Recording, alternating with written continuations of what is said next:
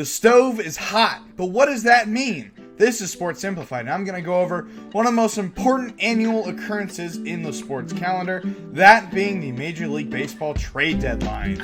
Now, one might ask, why is a deadline one of the most important days of a sports season? Well, like that paper you've been putting off, with its due date rapidly approaching, baseball teams are kind of the same way, where they don't really move much or actually make a major decision until they ultimately have to. And the reason for that is because they don't want to move the current players they have too early. For example, they want to give the maximum amount of time for them in that calendar season to be able to evaluate their own players. For instance, they don't want to move on from a guy who's going to become a really good player that had a slump before or something like that. And another reason, the more important reason, is that by the end of July, when the trade deadline always is that's when every team knows what position they're heading in for the end of the season.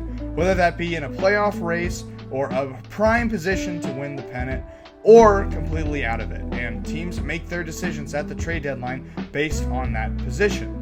For example, a team like the Phillies, who are arguably the best team in baseball, with only a need for bullpen depth and a closer, went out and got Carlos Estevez from the Angels, and they paid very highly for it with two top pitching prospects, what were their number 7 and 8 prospects, in exchange for a rental closer whose contract expires at the end of the season. But the thing is the Phillies are willing to spend however much they need to guarantee that they're going to be in the best possible position to win the World Series this year, and that's the risk they're willing to take. Now, on the flip side, the Angels are pretty much out of the race. Even though they're 8 or 9 games out of the division, they still really don't have a good chance to make it. So by them getting rid of a closer that was going to really be gone after the season anyway, and instead get 2 future really good arms for potentially starter or bullpen roles, it's a really good trade for both sides.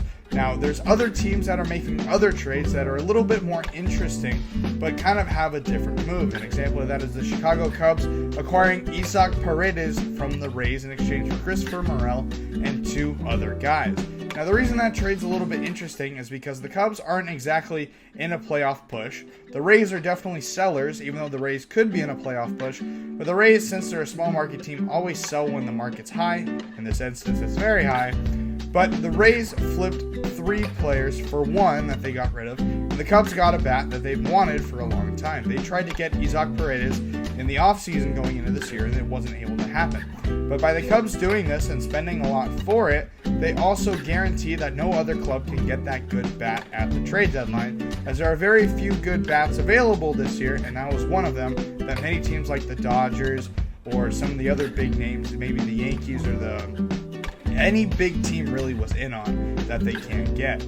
Now, the reason a lot of teams wait all the way until the trade deadline to execute the trade is because both sides aren't on agreement on terms. For instance, a seller might want more, or a buyer might want to give less, so the seller gives more teams more options to compete in the market, and then the buyer might have to cough up more than they wanted to. It's a real touch and go thing, but the deadline ultimately is in the seller's favor, because that's the last chance for a buyer, a team that wants to get better, has for the rest of the season.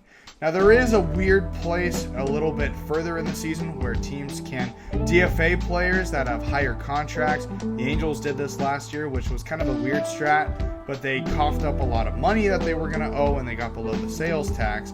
But ultimately, this is the last real chance for teams to really improve their roster going into August and, most importantly, September and October. Tell me who you think is going to be one of the big names traded in the next couple of days.